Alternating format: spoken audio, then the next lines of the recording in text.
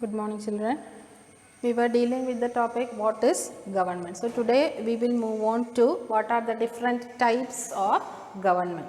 So, whenever you talk about a state or controlling a state, there will be a lot of questions before you. What do states do? What is the government doing? Who decides or who are the decision makers there? How do they take decisions? So, all these answers or the answers to all of these questions tell us what type of a government we are having. So, earlier we had different forms of government which you call as monarchy. So, there was a dictatorial form of government, there was military authorities took over the rule, then there was a form of government which you called as theocracy, and democracy was a form of government which came after all these different types of government. So, what is monarchy? Monarchy means it is a rule of a king or a queen. King or queen ruling or taking power or authority is called as a monarchical form of government. So, here the decisions will be taken by the king or queen. They will not be consulting any people. They will not be asking for permission to any people for taking a decision. So, such a form of government is called or a form of rule is called as a monarchical form of government. So, they will be taking immediate decisions without any consultation. They will be taking immediate decisions. So, whatever the decisions is taken either by a king or a queen, it was the responsibility of the people to obey it. So, then another form of government existed which you call as a dictator. You also call it as military form of government. Military, all of you know, isn't it? So, military also is a form of government which existed. Military took over the power. So, here also the military authorities were taking the decisions. They also did not consult any people, and they forcibly introduced laws towards the people. Here also people, whether they are willing or not, they had to approve to the decisions that were taken by the military. So, another form of government existed which were called as theocracy. This was something related to religion. So, in some areas religious authorities were or some forms of religion were given more priority. So, the decisions were taken by such religious communities. So, this was also another form of government that existed before the emergence of democratic form of government. So, it was a later introduction that came, a new form of government. After lot of struggle, a new form of government came that was called as a democratic form of government. So, democracy means it is a form of government of the people. It is a form of government of the people. It is a government for the people, and it's a government by the people. So, such a form of government is called as a democratic form of government. So, democracy is classified into two types. They are called as direct democracy and indirect democracy. Direct democracy means it's a form of government where people directly participated in taking decisions. People sat together, they themselves took decisions. That is called direct democracy. So, indirect democracy, also called as representative democracy. So, on behalf of people, they used to elect representatives, and these representatives began to rule on behalf of people. So, they were the people who took decisions in favor of the people and formed the government. So, such a form of government is called as indirect democracy or representative democracy, which is now prevalent in most of the countries. So, representative democracy is again divided into two: parliamentary form of government and presidential form of government. So, these you will be learning in your higher classes. Now, we will be having an outline of the different types of government. So, you had learned democracy of two types, direct and indirect democracy. Indirect democracy also called as representative democracy. So, how are these representatives elected?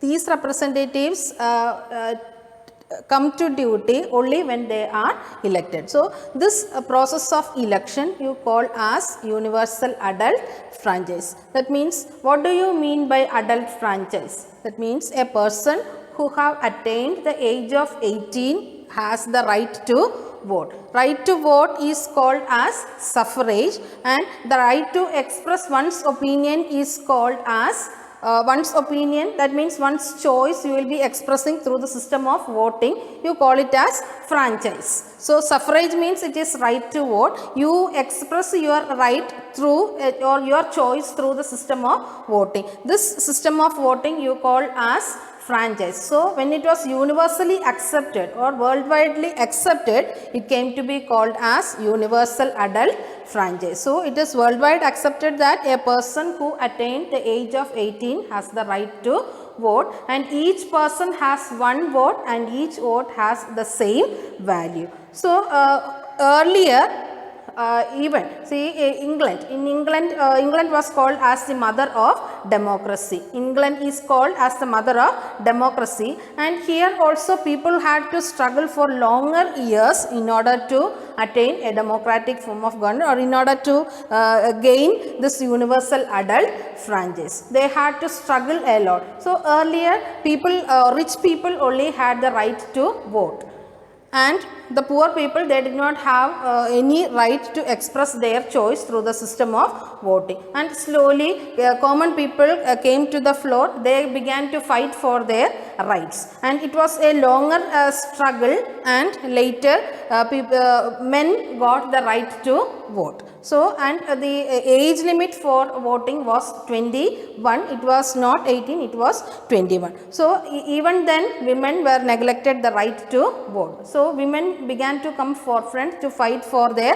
rights, and it came to be called as women suffrage movement. And this was a continuous and a very tough struggle where women was to be granted voting rights. So after longer years, after longer period of struggle, women also got the right to vote, and here it took a longer time period to reduce the age limit to 18 from 21. So if we talk about the case of India, before independence in 1947, in India also a small minority of people only got the right to vote.